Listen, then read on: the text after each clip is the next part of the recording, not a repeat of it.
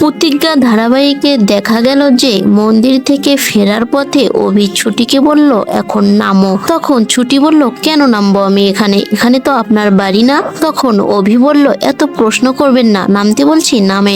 না জানি বাড়িতে গিয়ে কি লেখা আছে কপালে, আমরা এখানে খাবার খাবো। তখন ছুটি গাড়ি থেকে নামতে ধরলো, হঠাৎ করে ছুটির শাড়িটা গাড়িতে আটকে গেল।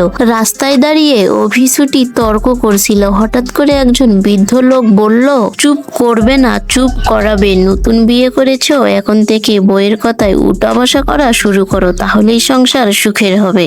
এরপরে কি ঘটবে তা দেখার জন্য আমাদের চ্যানেলটিকে সাবস্ক্রাইব করে এর পরবর্তী কাহিনী দেখতে থাকুন। ছুটি অভিকে বলল এত বড় হোটেলে আমি কিছুতেই ভাত খাবো না, ভাত খাওয়ার জন্য এত বড় হোটেল কেন লাগবে, সামান্য একটা ছোট হোটেলেই বসে আমরা খেতে পারি।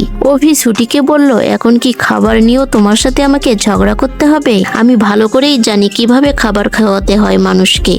নাকটা চিপে ধরে মুখের মধ্যে খাবার দিব, তাহলেই দেখবে ঠিক গিলে ফেলছো। অন্যদিকে পরীর বেশে ঝুমকি বাড়িতে কান্নাকাটি করছে, অভি এখনো আসছে না, তার এঙ্গেজমেন্টের তিথি পার হয়ে গেল। পরীর বাবা প্রচন্ড রেগে গেল এবং বলল এত বছর পরে আমার মেয়ে ফিরে এসেছে, তার চোখের জল আমি কিছুতেই সহ্য করব না। তখন অভির ঠাম্মি বলল তুমি একটু ধৈর্য ধরো, অভি ঠিক আসবে, আমি জানি। পরী মায়ের গাছ ছাড়া অভির সঙ্গে বাধা পড়বে আজকে।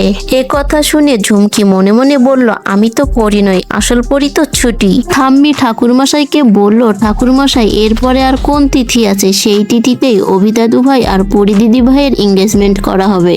অভির বাবা অভিকে অনেকবার ফোন দিল, কিন্তু অভির ফোন সাইলেন্ট থাকায় সে ফোন কল দেখতে পেল না। হঠাৎ করে অভি তার পকেট থেকে ফোনটা বের করলো এবং দেখলো তার বাবা তাকে 12 বার ফোন দিয়েছে। তখন অভির মা বলল তুমি টেনশন করো না, অভি ঠিক সময় মতো চলে আসবে। অভির বাবা উত্তরে বলল এই কাজে অন্তত তুমি তোমার ছেলেকে সাপোর্ট করো না। পরিবেশে ঝুমকি তো বাড়িতে কান্নাকাটি করে পুরো বাড়ি মাথায় তুলে দিয়েছে। ঝুমকি বলল অভি যদি আমাকে বিয়ে না করে তাহলে আমি সুসাইড করব। পরীর বাবা ঝুমকির মাথায় হাত রেখে বলল তুমি কোনো চিন্তা করো না, আমি যখন আসি অভির সঙ্গেই তোমার বিয়ে হবে। ঝুমকি তো মনে মনে মহা খুশি, রাজপুত্র রাজত্ব সবটাই ওর হাতের মুঠোয় চলে আসবে। অন্যদিকে ছুটি অভিকে প্রণাম করতে গেল, তখন অভি তাকে প্রণাম করতে দিল না এবং বলল তুমি যদি আমাকে প্রণাম করো তাহলে আমিও তোমাকে প্রণাম করব। ছুটি অভিকে বলল স্বামী হলো অতি পরম ঈশ্বর, তাকে প্রণাম করতেই হবে। এইটা নিয়ে দুইজনে ছোটাছুটি করতে লাগলো।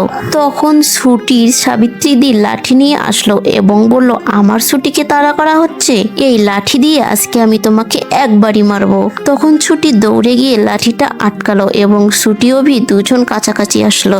অভি ছুটিকে বলল তোমাদের আশ্রমে সবাই কি এরকম ট্রেনিং পেয়েছে? তখন সাবিত্রীজি অনেক রেগে গেল এবং ছুটি তাকে সামলালো। সাবিত্রীজি বলল এই লোকটার সঙ্গে আমি কিছুতেই তোকে একা যেতে দেব না, আমিও যাব তোর সঙ্গে। তখন অভি বলল আমি আপনাকে কথা দিচ্ছি ওখানে ওর কোনো অযত্ন হবে না, আমি সবসময় ছুটির পাশে থাকবো। অভির মুখে এরকম কথা শুনে ছুটির অনেক ভালো লাগলো। অভি যখন ছুটির কাছাকাছি আসলো তখন অভির কেন জানি মনে হয় যেন এই মেয়েটাকে সে কত বছর ধরে চেনে, কত যে তার আপন। বন্ধুরা অভি ছুটির ভালোবাসা কি সত্যি প্রকাশ পাবে তা দেখার জন্য আমাদের চ্যানেলটিকে সাবস্ক্রাইব করে দেখতে থাকুন।